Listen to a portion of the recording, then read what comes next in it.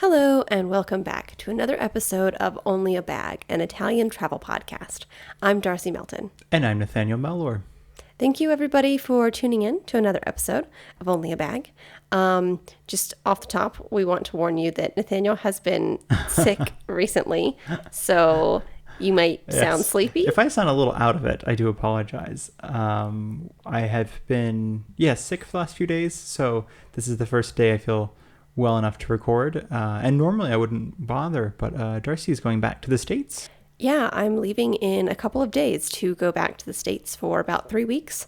So we're going to try to record a few of these ahead of time so that we can put them out on the following Wednesdays. Yeah. Usually we record this the day before it goes live or a couple hours before it goes live. So they're very, what's the opposite of retroactive? They're very active. Yeah, no, episodes. They're also very, or typically, you mean? Yeah. Yeah, no, they're very, I think they're very topical? Topical? Timely? Yes, timely, yeah. We do them, we record just before we post is the point. But for the next 3 weeks, they will be pre-recorded. Yes, and I think that will, I don't know, hopefully it'll, it won't, basically, I know that a lot of other podcast shows do that, like they pre-record ahead of time, which makes sense, but I feel like it makes you less agile, like if something changes because ours is about Italy. So if news changes, like this episode's going to be on essentially the islands off of Naples, which includes Capri, the very famous Capri, Ischia, and Procida. It also will include Sorrento, which is just not an island off of Naples, but it's a pretty popular resort town, if you will. And it's kind of related to Naples. And it's kind of, it's very, I think it's very fair. It's very much related to Naples. So we wanted to put it all in the same episode, but it's one of the things I think, like if we recorded this back in May or back in April, then there might be some news that would come out that we'd then have to go back in this episode, cut it together and explain if they changed some law or changed some rules. So I think sometimes it's laziness, but sometimes it's not laziness, it's procrastination. And sometimes it's just simply, if we wait as long as possible to record that episode, then we'll know that as soon as it goes live, because I think most of the people who listen, if I'm not mistaken, at least the people who respond to us seem to be using this as immediate information. Yes. And we try to make it as immediate as possible. Yeah. Like, especially right now, sometimes municipalities will come out with new rules for the beach, or just reminders, which we talked about in the last episode. Yeah. Or just reminders or, updates for the influx of tourism in the beach season. So, we try to keep things topical so that you all have the latest information. Yeah. So what are we talking about today? I've already said it. Actually, already spoiled it. Nathaniel spoiled the surprise. It wasn't a surprise. No, so we're talking about Procida. I feel like I say that word wrong. It's a little island that I really didn't know about, very close to Naples. And then Ischia, Capri, and Sorrento. Yeah. And I think it's cool that we're putting them all in this one podcast because you can get to all of them by ferry, by boat, from Naples, which is neat. You can get to them, I think, Naples is the easiest, and then you can get them, I think, technically, from Positano. If you happen to be going to the Amalfi Coast, you can go to at least Capri, I believe Sorrento. It's all a little funky because, again, if you look at the map, we mentioned this, I think, in the last episode or episode before, the Sorrento/Amalfi Peninsula sticks out into the water. Mm-hmm. The north half is known as the Sorrento Coast. The south half is known as the Amalfi Coast. So it's a little bit awkward, coming from Naples, you'd have to go all the way out between Sorrento and Capri, and then down to get to the Amalfi Coast or Salerno. So it's not that people don't do it. It's just a lot of times you'll find those kind of trips in two parts. So it's from Naples or from Salerno, you can get to a lot of them. But even I don't think there's one from Salerno Procida necessarily direct because it's so... Probably not. It's so off. It's just What is the phrase? Around your elbow to get to your nose or something like that? Yeah, exactly. It's it's literally an elbow shape. Yeah, it's not even worth it to do that. So no, we figured we'd start with those, especially because I think a lot of people have heard of Capri. Of course. Or Capri.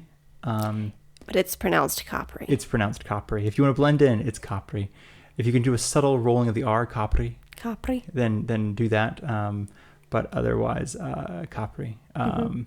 But no, that's I think like the most famous of the three islands, followed by. And I just want to say this. I might be jumping ahead here, but Capri is the same word as goat. Yes. And I always thought Capri was named after goats, and we can hold that as a cliffhanger for later to learn why Capri is actually named Capri. I thought it was for goats. Is it? Who knows? We'll find out soon. We'll find out soon. Okay, so next, Capri. And then there's Ischia, which is still famous, but I think famous in a different way that sounds suspicious. It's not. It's just like it's a spa town. They have very famous hot springs, thermal baths. They still have very famous hot springs and thermal baths. I mean, nothing's happened to the hot springs in the last 3,000 years. And there's Procida, which is very, I don't know, like it's not well known. It's not well known at all. Like maybe to people outside of Italy. I'm sure Italians know of Procida, but I'd never really heard of it. Well, I think you and I've heard of it. Just not to say you have or haven't. It's just one of those things. I think like I'm sure I've heard the word, but I didn't really Procida, you're like, all right, whatever, cool. have an association. Yeah. Yeah, and I think it's. I mean, if we actually want to start with that one, let's start with the unfamous one first. Yeah. And it's the smallest one too. I believe it's the smallest geographically. It's also kind of they're all. Actually, I guess before we start the small one, if I kind of lump them in together very quickly, all three of them are off the coast of Naples. All three of them, actually, you know what, even let's start talking about transportation first, because let's just get that out of the way. Make it easy. So all three off the coast of Naples. As you mentioned, there is a ferry from the port of Naples to Capri, to Ischia, and to Procida. I believe there are three separate ferries. They are not like... it's not like you go to Procida first and then Ischia. I think so. Capri. I think there might be one that stops in Procida first and then continues on to Ischia. That might be one. That might be it. Okay. Because they are very much the same trajectory. Capri is not. That's a different one. And they all take less than 2 hours to get to. Yeah, they're very. It's not. If I may though, because we talked about day trips as well. A lot of people are like, I'm going to go to a day trip to Capri from. Naples, and you can. Yeah. I think you can. It's a 4 or 5 hours round trip, so it will cut into the travel time. That's not including like the port of Naples is not remotely somewhere you want to spend out like time near. Yeah, it's not like a cool hangout spot. Yeah, so it's when you're, and I mean it's one of those things that's ridiculous because it's not like I'm trying to think of other ports. If we've been to other ports, we're not really seafaring people, so we don't really hang out at ports. But there's a massive port in our hometown. Yeah, but we don't go there. No, that's the thing. It's not a hangout spot. Yeah. At least the port of Naples has, functional boats for They do, but I'm thinking even the time we took the ferry from Salerno, which is has a port like for shipping, and has a port that's for... like travel? Yeah, transit? I was going to say human trafficking. That's not it at all. Human traveling? Yeah. People, not stuff, people. I promise it's because I'm sick. I used to know a lot more words 4 days ago. No, but when we went there, it's kind of a disaster, like just getting there. To the port of Naples? No, to the port of, I was thinking the one in Salerno. Yeah, because it's like, it's nowhere, like the road is at one point, and you have to walk all the way down this super long, windy little thing. I mean, it's not clear. It's not laid out. And I think the port of Naples is the same thing. It's very, I don't know, I guess I think of like, if you're coming in on boat, I think I'm in my head, I'm kind of trapped in like the early 1900s where it's like you come into this gorgeous port and there's this beautiful building and there's taxis outside. And now it's like, where are we? If I'm remembering correctly, though, we were in the port of Naples for some reason. I don't know where we were going. And there is like a little building where you go to buy your tickets. Mm-hmm. It is somewhat distinctive in that it's like in a parking lot. Yes, and it's just a little. Maybe that was Port of Naples, not Port of Salerno. Yeah. Okay. Because we did go to Capri for 2 nights from Naples. Mm-hmm. It's kind of like a sad bus stop.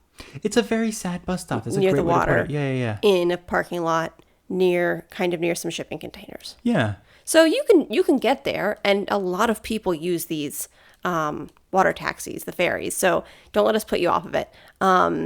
It's one of those things that well used. It's just not the most functional. And I think it's one of those things that when we talked about this, I think in the Florence episode, we talked about this, even in a little bit in the Rome episode, we talked about when you go into the train station, you think it's going to be this gorgeous, just beautiful, like cathedral of a train station, and it's not. Mm-hmm. I was talking to somebody recently about the one in Florence, and like, oh, it's gorgeous. I'm like, for fascist era building, it's gorgeous. Mm-hmm. For what you expect from the Florence train station, it's a fine example of fascist architecture. Yeah, it's a fine example of fascist architecture. Is it beautiful? I don't know. And it's like they knocked down the old train station, which was properly beautiful. Yeah, and I'm thinking like Gare du Nord in Paris, like the sort of these like stone and glass and iron works and the giant clock and the little ticker board, and it's like that's what I want to see. It sounds like you're talking about Grand Central in New York, and that could be it. Grand Central, I think, is a great example of what you expect when you're coming to Italy. You're like, it's that everywhere, and I'm like, it's that nowhere. Yeah, and I think the port of Naples is somewhere that could be gorgeous, and it's sort of again a weird bus stop in the middle of nowhere, but that has a ton of tourists all spending $50 on a ticket to Capri. Now that we're talking about the bad parts of this seafaring ferry, when you and I went to Capri, I don't remember getting seasick. It was pretty fine. Yeah. It was a little choppy, but it was pretty much fine. But the seas are the seas. And I have heard some bad stories from people getting seasick on the ferries. And I think there is a fast one and a slow one. And for some people, one is worse. For others, the other is worse. And it obviously depends on like the weather. But just be prepared that it might be choppy. Yeah, and depending when you come, it should be okay. Because again, I'm saying like the summer and stuff, it's not. The winter storms usually make it really choppy. But you're right, especially because I think a lot of people we know took the fast one, and just because it does bounce a little bit more, I think they were like, "Oh God, I was a little." And it's a big boat, but it's not so big that it's like, ooh, smooth sailing. And I could be wrong.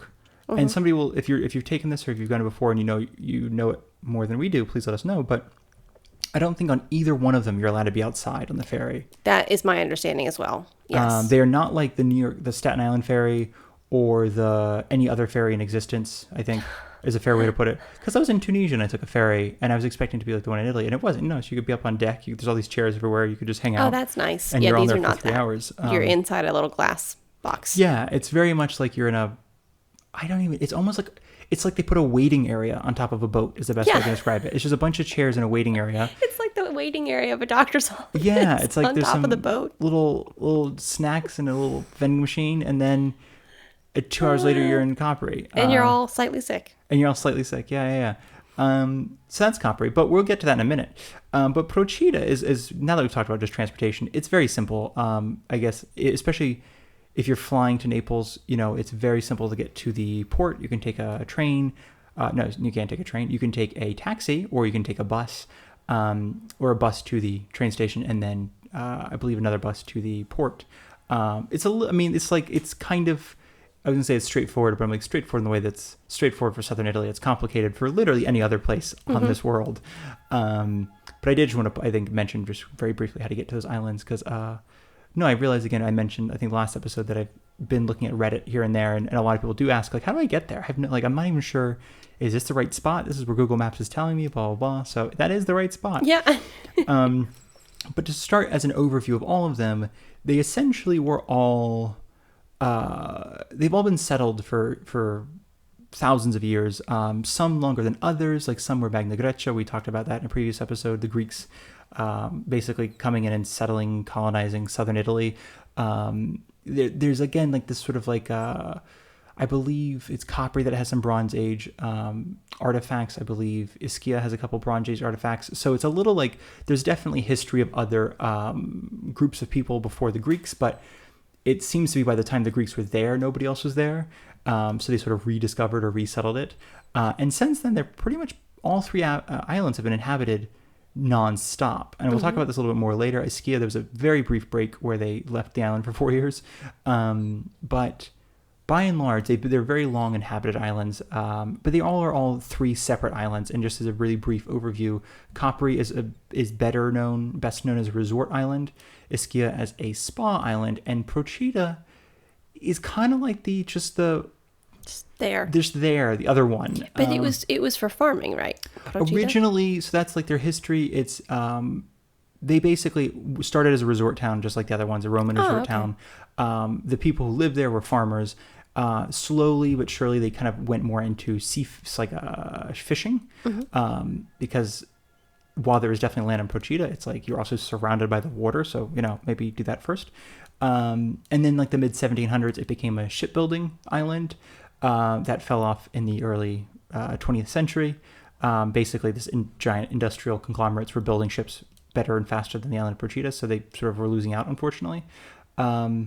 And then from there, it became this. I mean, it's like the population. I mean, basically, without getting too carried away, every single one of these islands had a really beautiful time during the Roman Empire, the Roman Republic. This is a time, and you can see this, I think, and I think you'd agree, throughout Italy.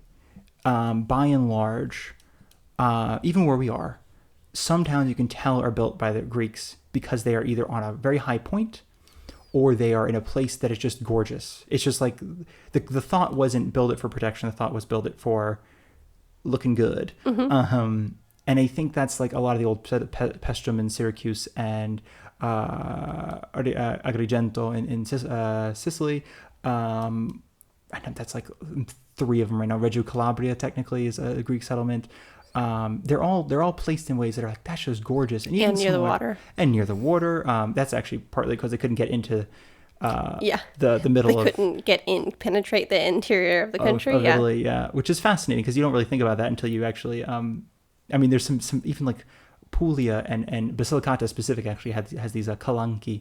I just learned the name for it, but it's this sandstone, not even sandstone, excuse me, hills basically, but they're eroded clay. And they just look like these little, like, I mean, it's just like almost like mesas. It's essentially like really tiny mesas. And it's just interesting because it's basically showing the fact that this is a very weather-torn, dry, humid, arid place. So I'm just thinking like coming there and then trying to get into the interior that way, or if you're on the Campania side, it's through the mountains, or, you know, it's like, it really is a very difficult place to penetrate because it's not, especially if somebody's trying to fight you the whole step of the way. Right. Because it's not like welcoming. But no, it's fascinating how Greek... a bunch of mountains around here. There's too. A bunch of mountains. Like, you know, up at a certain point past the coastline. Yeah. Lots of mountains. So I would imagine just the terrain made it hard enough to get into the interior of the country, much less the people who are living here. Ideally not wanting you to get into the interior of a country. Yeah. And that's continued. We talked about that in the, I think, Going South Witchcraft and something episode. But that's a big part of why we talked about that book by Carlo Levi, the Christ Stop at Eboli, and the idea that basically like a lot of these northern ideals, whether it's religion, whether it's customs and social practices, didn't even penetrate the South until like after the 1950s. Yeah. Because of how difficult it is to like, I mean, even if you look at the train, how the train, now the train really ran in the South for a very brief time. They I think disused a lot of the train tracks in the South in the mid 80s. But just the idea that like a lot of it has never really been connected. And even when it was, still wasn't that connected. Yeah, it's interesting. But that's all to say, the Greeks have typically built their I guess their colonies, I guess was what they were. Settlements? Their settlements, their colonies in places that were just less for fortification and more for just the area itself. And this continued, I think, through the Roman Empire, the Roman Republic, because it was like, you know, if you're not going to invade just Capri. You have to first invade the Roman Empire to invade Capri or to invade I see what you're Ischia, saying. or to, you know, so you don't need walls, you don't need a lot of things, a military, a navy. But after the fall of the Roman Republic is when these 3 islands specifically had a huge problem with piracy, I think is a fair way to put it. Like they all suffered enormously under piracy. I mean, it's like, I think Ischia's like the last person was kidnapped into slavery in like the late 1700s, like 1796 or something like that. By pirates? By pirates, yeah. Which doesn't feel that long ago. Wow. But after the Roman Empire fell, which was a long time ago. Yeah, something like I think they classify it technically 880 or CE or whatever. And then up until the 700s, pirates were just like ruling the seas over there. Well, kind of. There was also like the Aragon dynasty and the so-and-so dynasty and the Bourbon rule and this and that and the other stuff. But anytime the pirates came, I mean, I think Barbarossa, the Turkish pirate, very famous for, being Barbarossa. I don't really know how to... For his red beard? Yeah, exactly. It's the Italian word, Barbarossa is Italian for red beard. Funny enough, it was actually his older brother's nickname that he inherited the nickname somehow, I think. Oh, that's kind of cute.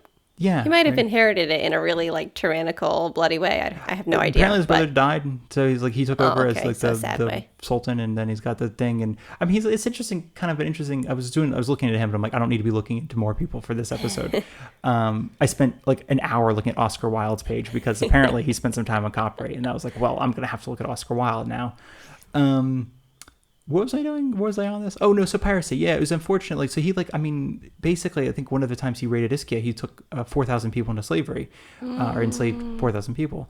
But even for like their old city, their old town, didn't start till like the 1500s, because that was basically the time where they start feeling safe enough to build outside of a castle wall. And prior to that, they were living inside of the castle on Ischia. Wow. Okay, so I just want to say, I take back saying anything about his nickname being cute. Clearly not a good person. Yeah, he was rough around the edges, I think. That's a pretty undercutting way of putting it. No, so unfortunately, these it's kind of like these three islands just had trouble getting their feet beneath them, basically, for like hundreds of years. Because again, they were doing well. Like you have, and we'll get into it more later. But you had all these villas. You had these Roman villas specifically. You had incredible wealth. You had incredible money passing through these islands. But as soon as the Romans fall, it's just that's it. Like there's no one to protect them. And it kind of continued like that until piracy stopped. And then it's like but even so, it was very bloody under a lot of. We talked about the history already of southern Italy and the unification of Italy, and it was very bloody under them as well. Nobody was having a good time.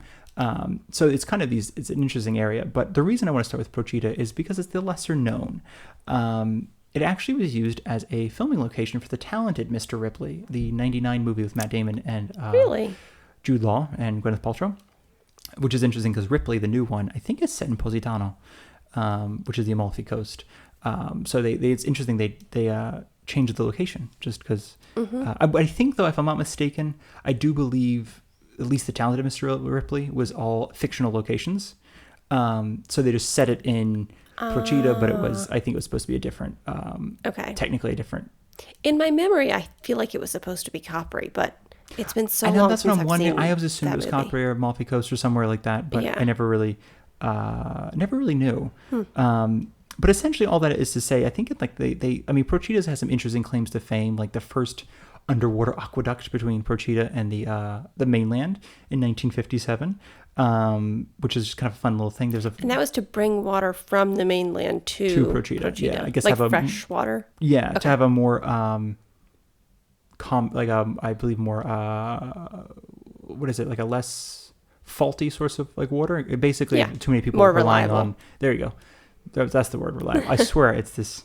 It's your illness. It's okay. I cannot remember anything. But it was fascinating because they were also chosen as I think 2022 they became the Italy capital of culture, which is just kind of it's not a huge thing. It's huge for them.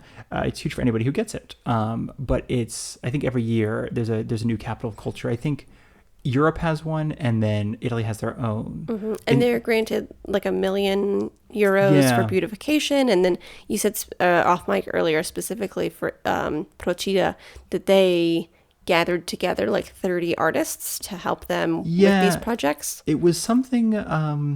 Granted, it's southern Italy, so who knows what they actually did. They could have wrote that on a piece of paper and then not done anything. It was like, never mind, we're good. No, I believe they had... I think, they're basically granted or gifted €1 million. And it looks like basically that was supposed to fund 44 projects spanning art, urban regeneration, environmental sustainability. It involved more than 240 artists and 40 original works of art. Got it. And again, it sounds really cool on paper, but we've also lived in southern Italy to know that it could mean nothing. Mm-hmm. There'll be... like art, but it's like not good or interesting or it's temporary, yes, or it's there forever, but they don't keep it up. Yeah, much like the Certosa in the town where we live. We won't get into that now. They have some public art, but it's like 10 years old or more, and they just don't maintain it, so it's all falling apart. It kind of is a shame, isn't it? Mm-hmm. So.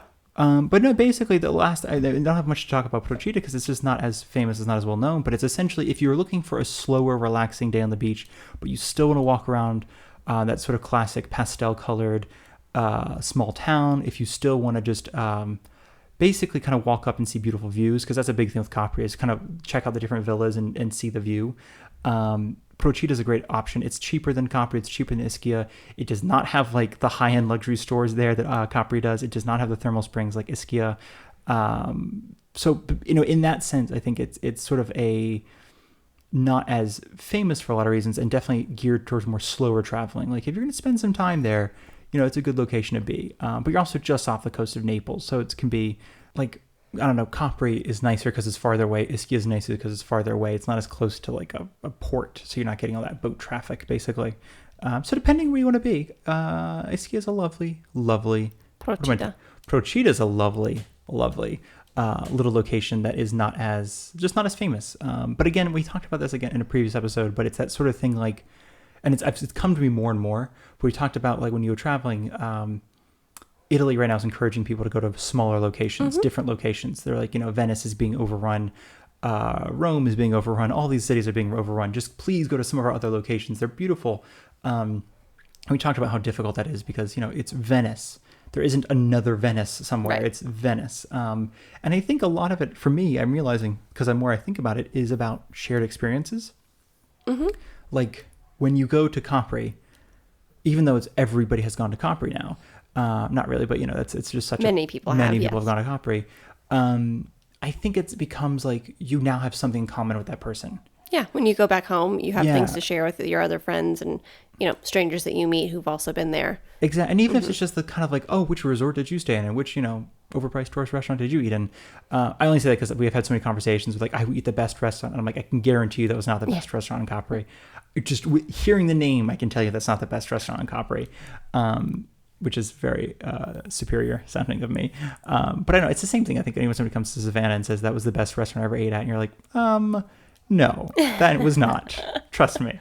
I think everybody has that wherever they live. It's this sort of, there's some for the tourists and there's some for the locals. Yeah, absolutely. But you're right. I think it is. It's about shared experience and seeing with Venice, it's seeing Venice. Where else are you going to see that? But also you have the shared experience when you go home to be like, yeah, you went to Venice. Where did you go? How was it? Blah, blah, blah. Yeah, exactly. And then how did you enjoy it? Or, I don't know, there's the connection, and I think that's a big part of traveling is when you get to go to some places somebody else has been to, you get to connect with them. But when you say you went to Procida, it's like, oh, that's cool. I was in Capri. I don't know anything about, I don't even know where Procida, then it kind of just like, oh, man. But if you're somebody who likes to travel off the beaten path, then that could be a great place. Yeah. It's probably got slightly more authentic, a lot more locals to tourist ratio probably in the season, And so the second one, just to kind of move along, I guess, is Ischia. To even go quicker than Procida, not to go quicker, but I realize I can ramble. And it's just actually, if I may, there's kind of fascinating because a lot of these islands, Procida, Ischia, Capri, the names are kind of like questionable. Like nobody really knows where the names came from. We're pretty sure, but we're not sure. Ischia is one that we're really not sure at all. But interestingly, Virgil twice referred it to as Arime and then Inarime, which I'm definitely butchering the pronunciation of that. But essentially, it's derived from the word for monkey. And in Gibraltar, it used to be called monkey because there's a population of monkeys living there, apparently. Like an indigenous population of monkeys living on this island of Gibraltar. So they were like, oh, maybe Ischia was the same thing. But there's no evidence of that. Nobody else is writing about that. I can't imagine there would have been monkeys on Ischia. That doesn't make any sense. Right. So nobody really, basically the only chance is they're already extinct by the time that people were, nobody else references them. So they're not sure if everyone's like, is Virgil just making things up again? Probably. Or is it is it something specific? But it's a fascinating site. It's a fascinating island. It has, so the island's Ischia, and I believe it's got, I actually have to read for this one because it's the biggest of the three islands we're talking about. It is the biggest of the three islands, and and the which is really confusing to me is, so Capri is the island. The main city on Capri is Capri. Yeah. And then there's another, or main town on Capri is Capri, and then there's a smaller town on Capri. In Ischia, it's an island. The main town is Ischia, and then there's 6 other towns. And they're mostly around the perimeter of the island? They're mostly around the perimeter, yeah. Okay. Ischia is quite mountainous. It's quite rocky. It's a lot more, Capri's, if anybody's seen a picture of Capri, that is just sticking out of the water like a rock. It is not there's not a lot of, flat arable land. But once you're on there, then you're like, oh, okay, they, scrapped a living. But apparently Ischia is even more difficult to farm. It's just, it's just rock. Okay. But it is also very populated, it's kind of interesting though. When I actually was looking up just even touristy stats, and it's basically really popular with Germans. really popular with the British, really popular, growing in popularity with Eastern Europeans and even Russians before the fall of the ruble and COVID-19. But it's fascinating because it's like Americans just don't visit Ischia. But I think I'm kind of curious if part of that is because Ischia's fame is its thermal baths. Right. So you go there for the thermal baths more than you do like beach. Pretty much anything. And they have beach. I want to be very clear. Yeah. It's covered in, it's and honestly. If you go in the right season, it's perfect for thermal baths some days and the beach and the beach next other day. days. Yeah. And I'm willing to bet too, because Capri, if we've been there, there is arguably no beach. There really isn't. There's like it's surrounded by water, but again, it is a rock coming out of the water, so there's not like there's not a beachy area. Either marina, I think, is the closest you get to a beach, but even that is it's a marina. It's a marina. You don't really want to swim there. I think near the marina they have like a concrete slab where people go swimming. Near the Faraglioni, the little like they're limestone towers basically that's really famous around Capri. Natural towers that shoot out of the water. They'll have some little, again, like these concrete pads that people go swimming off of, but there's not like beaches in Capri. But no, it basically, again, Ischia is just one of those ones that has been for thousands of years. It was a trading post between the Etruscans and the Greeks. It was like, half of these Roman emperors like had villas there. It's just like, I don't know, it's one of those things that it's the sort of healing properties of the water have been well known. And I think that's the thing that I know that, like, I guess Italians, and honestly the conversations we have the Germans and arguably, I don't know about the British, but at least the Germans and Italians both seem to value like the healing hot springs thing. Yes, absolutely. That seems to be a big thing. Like, oh yeah, you need to get in the hot water. That's just not a big thing, I think, with Americans. And mineral Yes. properties. It's not just that it's toasty. Well, yeah, it's not just a bath, I guess. It's like there's a lot of it's got sulfur, which is good for skin. It's got other stuff, I'm willing to bet. Yeah. I don't know, but a lot of the resorts and hotels will have like thermal springs in the basement or thermal springs like in the back. And some of them are natural pools, which is really neat. Yes, some of them are natural pools. Some of them are natural springs, but then man-made pools. If that makes sense. Like it's the spring is fed into the man-made pool. Yes. In some cases. But again, this is another one that again, this was the one I mentioned earlier that didn't really start building the old town to the 1500s. The last person was taken and enslaved in like 1790s. And then actually after an eruption in 1302, because the island is not that eruption-y anymore. It's earthquakey. It's not that eruption-y anymore. Yeah, I don't think. I think it's meteorological term. I think so. I think that's the technical, not geographical term. What are the people that said geologist term? Yeah. But from between 1302 and 1306, people had fled the island of Ischia, basically not wanting to get caught up in another eruption. But it's fascinating because I think like their last earthquake was like the other couple years ago, like 2000 something or other, like 2017 or something, which is not that surprising given the fact that we still have earthquake. Yeah, 2017. And we have earthquakes. And it's not that far away from somewhere we were talking about in a previous episode recently, the Campi Flegrei area. Well, it's actually one of the Phlegraean Islands, interestingly. It's one of the ones formed by those volcanoes. Yeah, that makes sense that they would have, like seismic activity and things like that. No, exactly. It's also one thing I didn't mention even with Procida, and I'll mention, I guess, with Capri, is they're all three were known as artist colonies. And they still, not as much anymore. Didn't it die off in like the 30s? Well, that's the thing. It was known as an artist colony between like the early 1800s and then the mid 1930s. Essentially a lot of, this is Procida, this is Capri and Ischia, but Ischia specifically, but about mid 1930s, it kind of died off mainly because it seems like World War II was brewing and people were getting a little bit, funky with their feelings.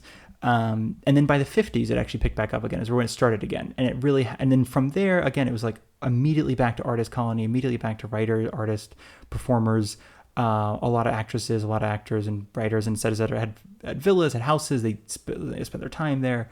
And I think when we were in Capri, there's definitely a sense of an artistic underlying there. Yeah, but these days it's a lot more just wealthy people with their villas that you can't even see because they have like big gates around them, which is fine. I get that. But no, there's just a sense of like elitism and sure. I don't know. And that's in Capri, not in Ischia. Yeah, that's my sense that I'm sure that Capri had a thriving, wonderful art scene at some point. But now it's a lot of it's kind of like I don't even know if it's like art, if there's anything that's actually artisanal. I'm sure there's some things you can get that are artisanal. A few things were locally made, but a lot of it just seems to me like wealthy Western, not even Italian, Western movie stars, and people have villas on Capri. It seems like, I don't know, it seems like what is his face? The gentleman from the stealing people's stuff. Oh my God. Ocean's 11. Oh, okay. George Clooney is to Lake Como what like everybody else is to Capri kind of thing.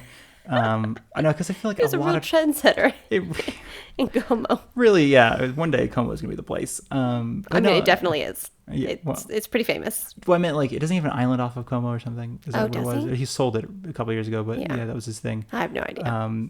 But no, I'm thinking because there's, I guess, leading into that. So Capri is our last. We are speeding through these. I apologize, but it's kind of like I just want to give everybody a little flavor of these things. It's just so basically Procida, slower travel.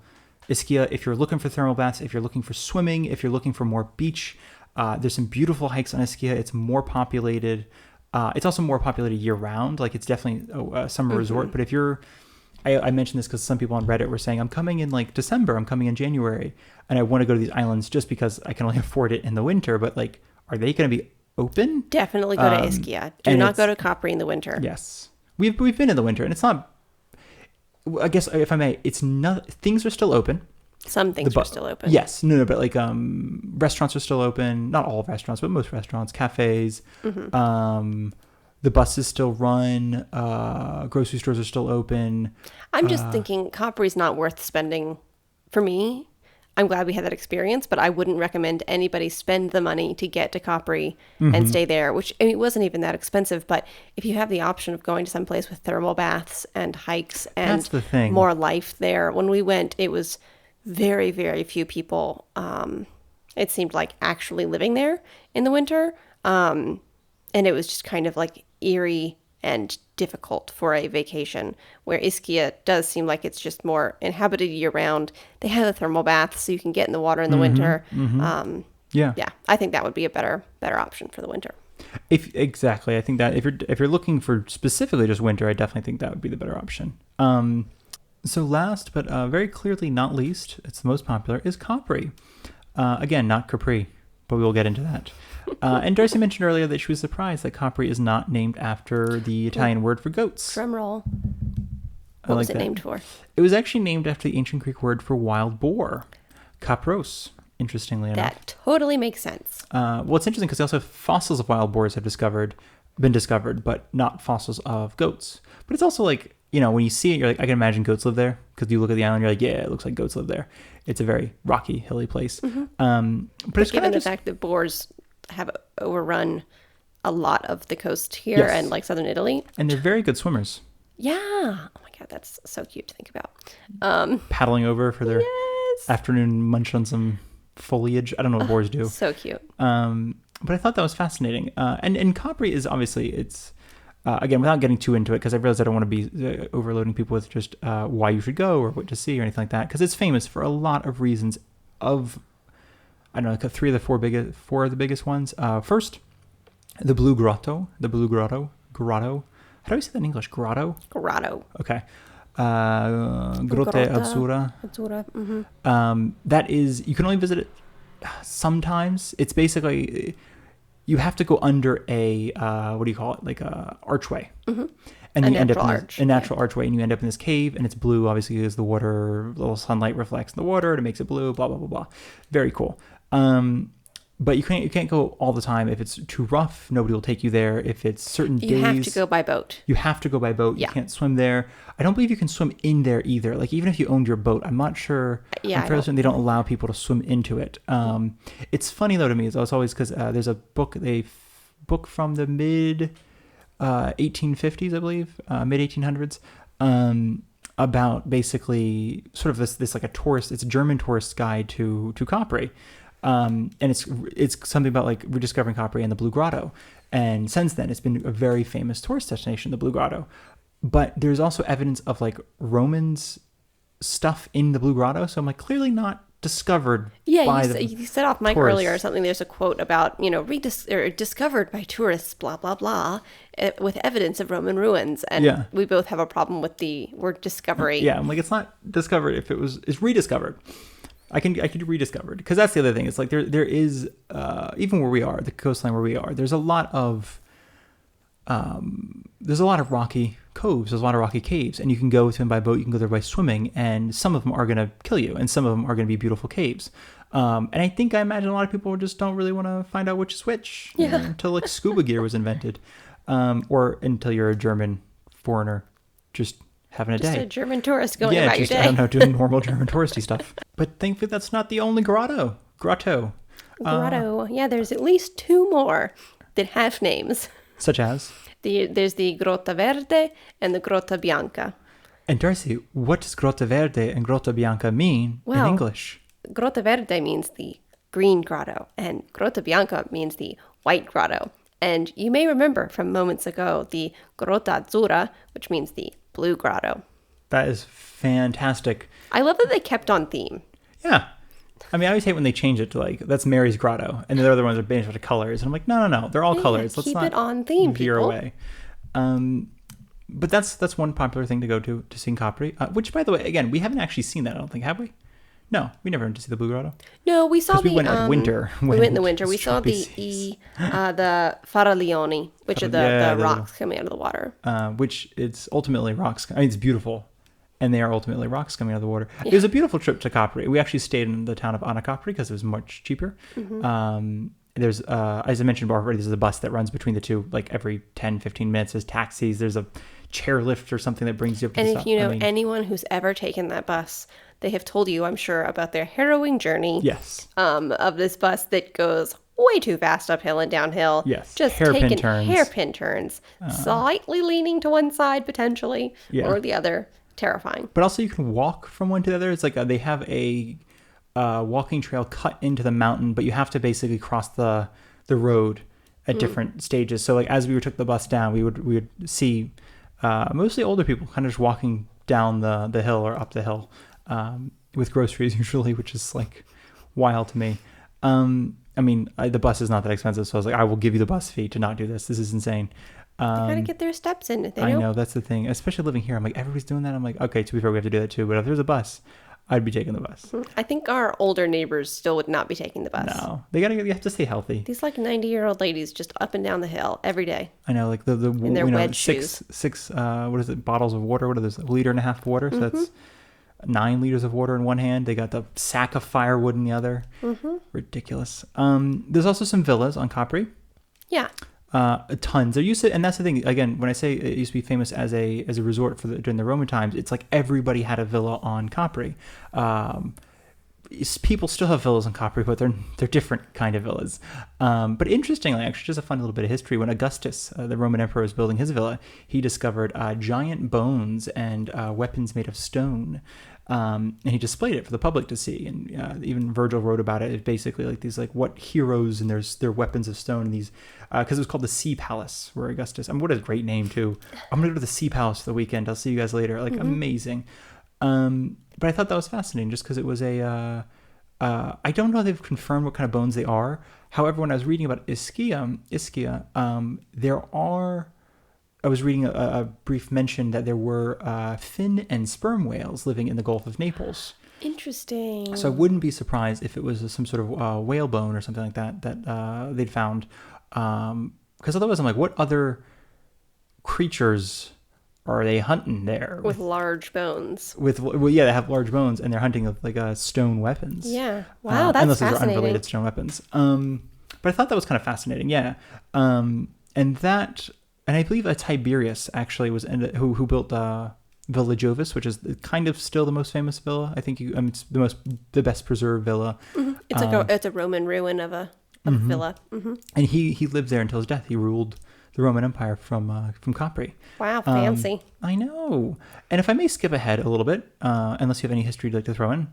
Nope. Okay. Go for it. No, I just, because it's the same thing. It's like somebody turned it into there's a piracy, and then somebody turned it into the second Gibraltar, it was called for a while, because it was a garrison, and somebody else turned it into this, and somebody else so I turned it into that. People were really on about Gibraltar related to Capri and Ischia. I wonder. I don't know anything about Gibraltar, but I wonder if it was just a huge like militaristic point or something like that. Because it's or it was pretty. Or it's pretty because it seems like everybody's using it as a if we own that island, and I'm like, it's an island. Relax. But it's fascinating because it's basically prior to the First World War. If you were gay and if you were wealthy, you were in Capri or a different town called Taormina. It's a different island off the coast of Sicily. And those two were basically very open, or not, like, I guess not even open, but less critical, less cold, stringent, towards anyone who's gay, basically. So you had pretty much every gay wealthy writer and artist was either living in Capri or Taormina, and there's a lot of interchange apparently between the two. Like, I'm going to spend winters here and summers there.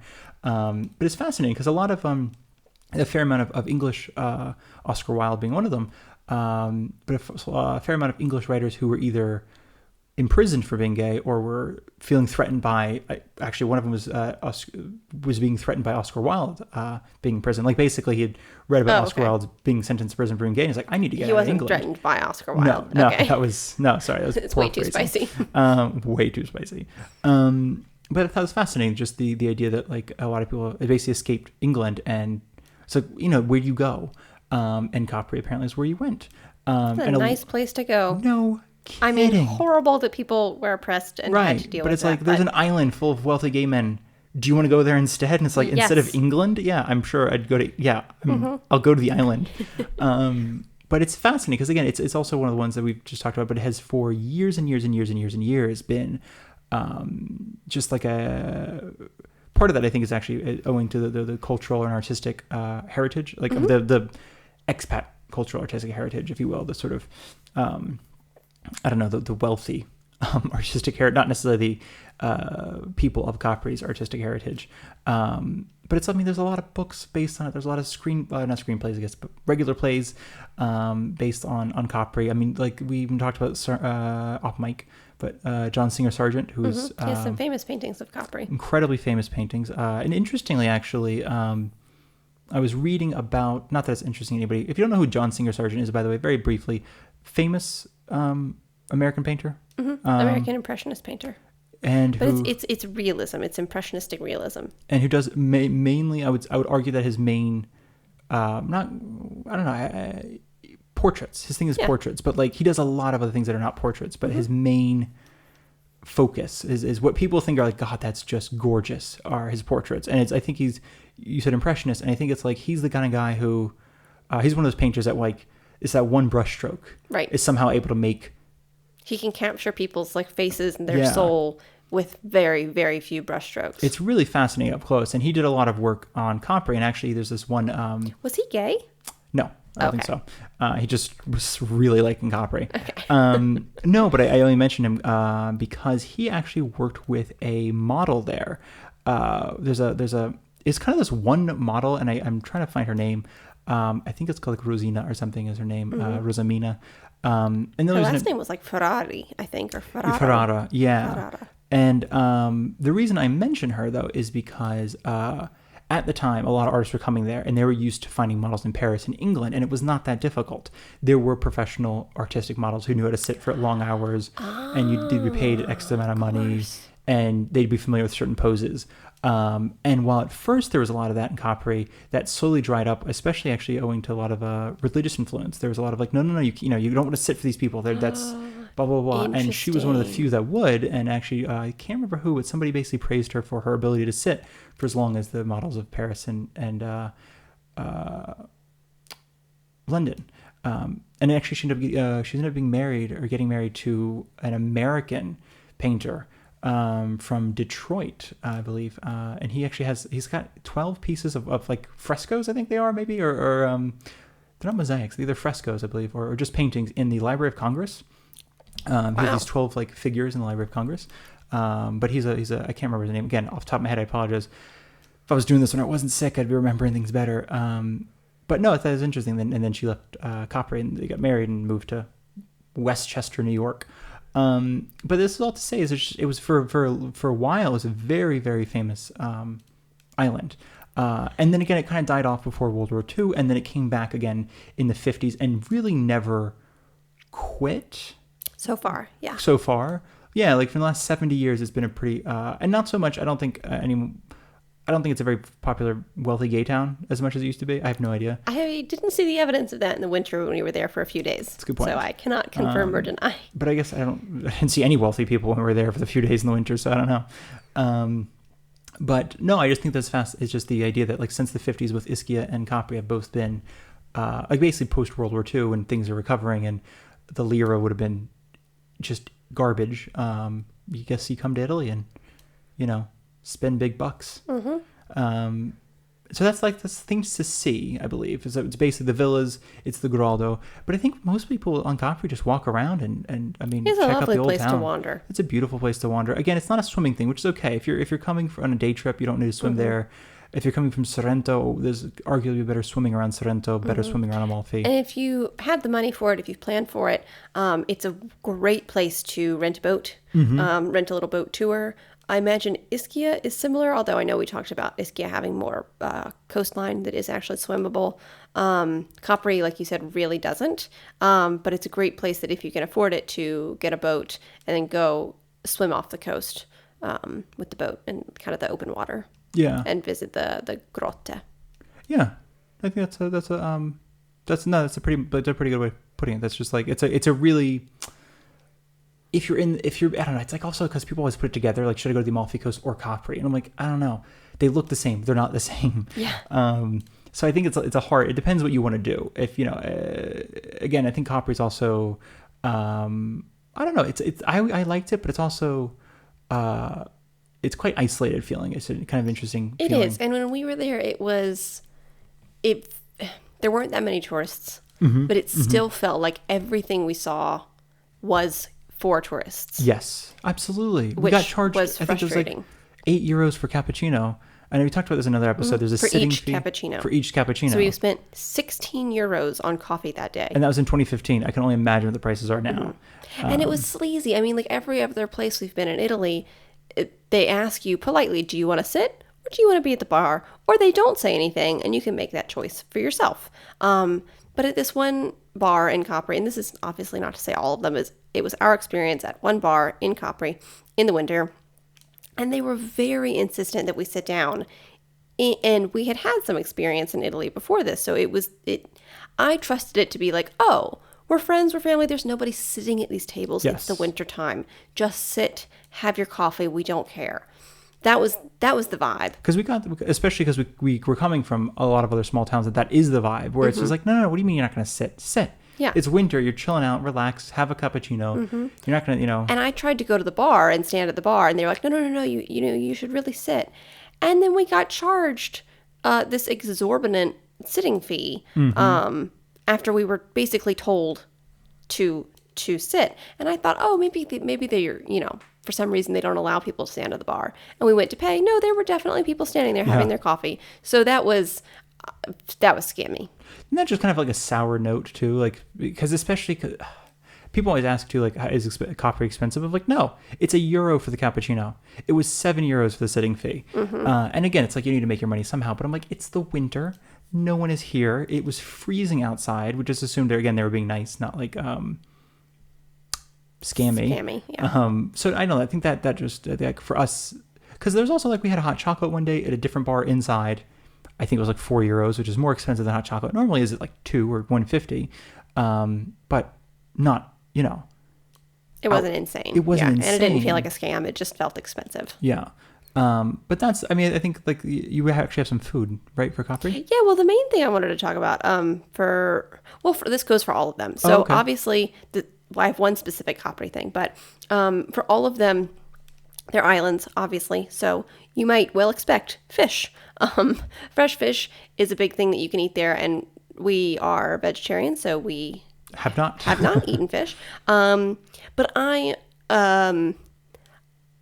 just, if you're gonna have fish, like I have no problem with people eating meat or fish, whatever. I want people to eat what they want to eat. And I think when you have the opportunity, you should have what's most local. And sometimes it's hard to tell when you're at a restaurant what is local fish and what is not? What's just fish that people like to eat, and it's, from Alaska or Iceland or, wherever. Okay, so some of the local things you can get there are most of the fish you're going to be eating, except for like bacala, which is an Icelandic fish, I believe. Yeah. That will probably be fresh. You can also use the word, fresca, meaning fresh. Mussels, shrimp, octopus, and squid. Those are all things that live around all of those islands and will likely be fresh, hopefully caught that day. Mm-hmm. That's good to know. Okay. Yeah. Because why eat, something that's not local when you have the sea right there? Well, that's a big thing. I know that even when we were in Ischia, I think that was part of it. It was like they didn't have something that was like they didn't have octopus or something, but it was like they had it on the menu, but it was like, oh, these aren't actually from here. Yeah. And it's kind of like, but why not? Why haven't I had it on the menu? Like, yeah, you can use the word fresca, meaning fresh, and locale, meaning local, to ask if things are fresh and local. Yeah, I like that. Okay, so my one thing from Capri is the caprese, which is God, of course. not the caprese that you're thinking of.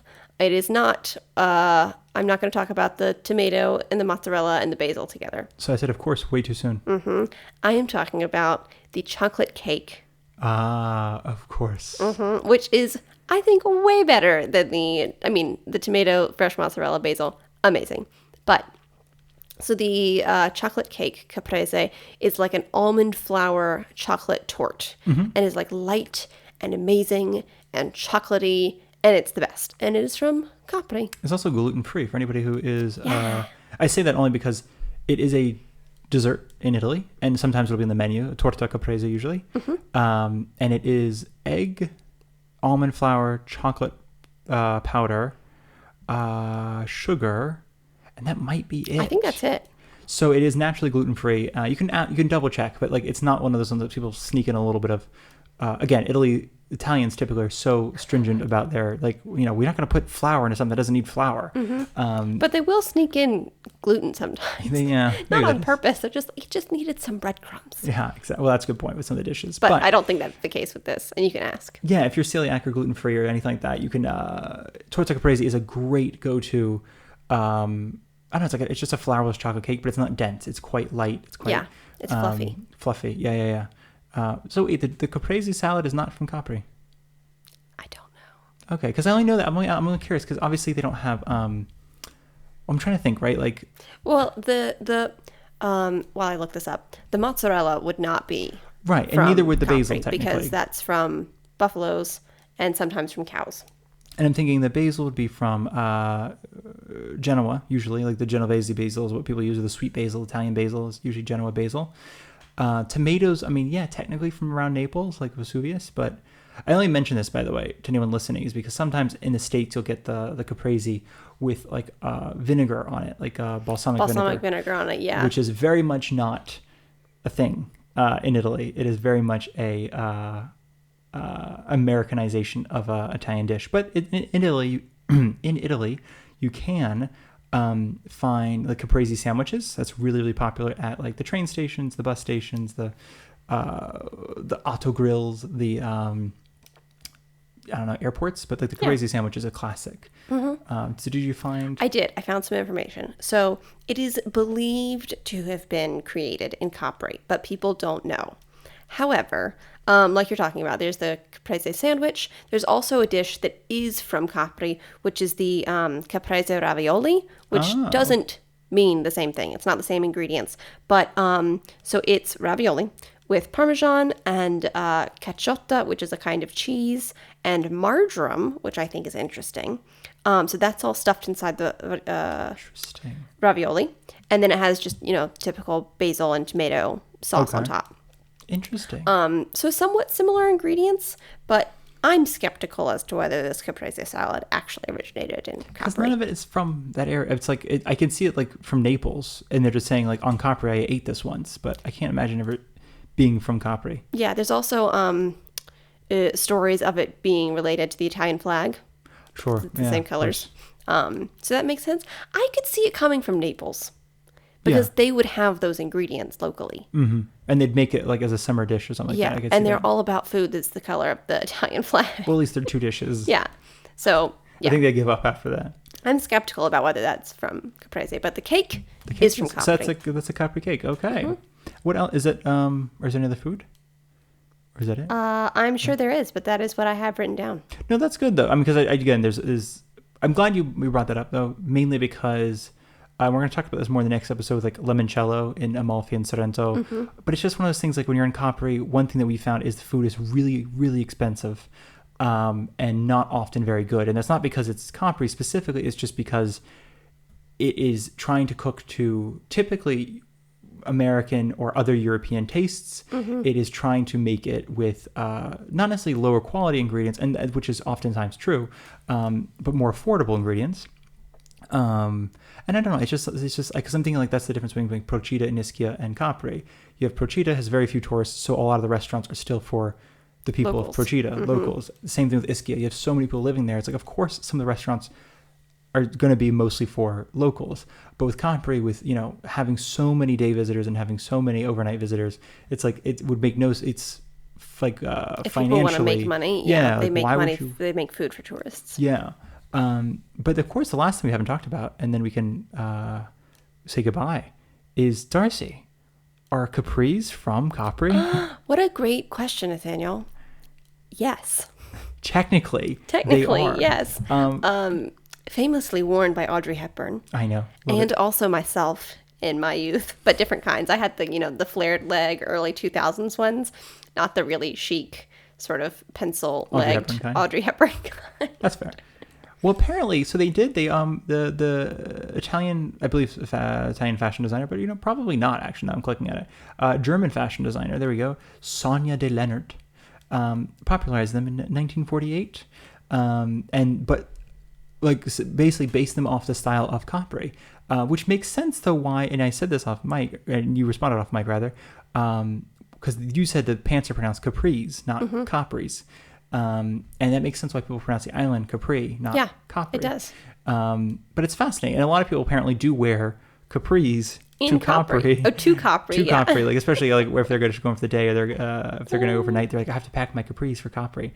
So you'd be in good company. I'm so curious though, if they really if that was the style of pant people were wearing. Well, because it's like that kind of is it a fisherman style kind of thing? Right, because they have that almost like and she did. Audrey Hepburn wore them on her bike quite famously. There's photos of her. So it's got, and I say that because when you ride a bike, sometimes people will roll up their one pant leg so it doesn't get caught. I could see that being a use for it, not for bikes in Capri. I don't know how many people. But sailboats or something like that. Exactly, for sailing, for standing in the water, fishing potentially. Yeah. It also could have just been they wore them because they were cute. I don't know. Well, I'm also wondering if it's like a belt, not a belt thing. What I'm talking about, a boot thing.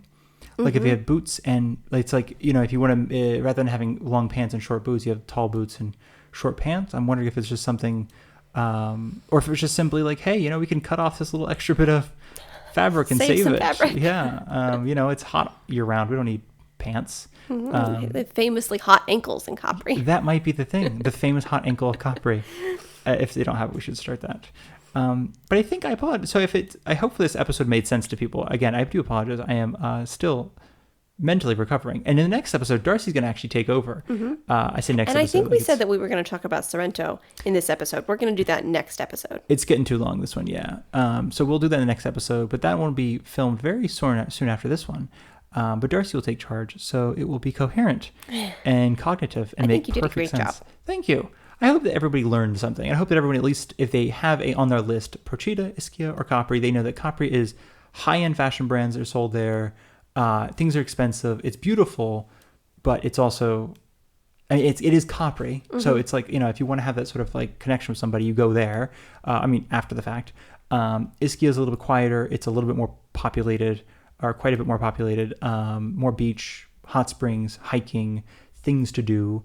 And then Procida, finally last, is more of a, I don't know, I hate the blue collar town, I think is the best way to put it. It just has a lot longer. I kind of like that though. It's just a place that happens to also be an island. Because it has a lot longer of a history though of just being a hard-working island versus, I think resort. Ischia, they very much relied on resort for the entirety. And it's so tiny, they probably didn't have the room for villas. They're probably like, where are you going to put a villa, dude? Good luck. It's going to take up our whole farmland. Yeah. Why would you do that? All 6 feet of our farmland. Don't do that. That's where tomatoes grow. So yeah, I hope that helped somebody who's figuring it out. And then, like I mentioned, they're very easy to get to. Darcy, you mentioned earlier, they're all under 2 hours away from Naples. Under an hour if you use the hydrofoil instead of the normal ferry. And yeah, I think that pretty much covers it. I think that covers it. So I hope everybody enjoyed this episode. Yeah, and we'll talk to you next Wednesday about Sorrento. Yes, so please follow. I don't know, like there has to be a shorthand. Follow, rate, and subscribe. I don't know. I hate all that, but you know what I'm saying. So you can find us on Apple Podcasts, Spotify, and anywhere you find podcasts. And if you can't find us on somewhere that you listen to podcasts, please let us know. Please. You can reach us at onlyabag.com, on Instagram at onlyabag. And Instagram is actually only_a_bag. Thank you. And on Reddit at onlybag. Yes. And if you have any questions or comments, please leave us a message on either our website or on Instagram. We'd get both, and those are both very easy ways to reach out to us. Yeah. Thank you all so much for listening. Thanks for listening. We'll talk to you next Wednesday.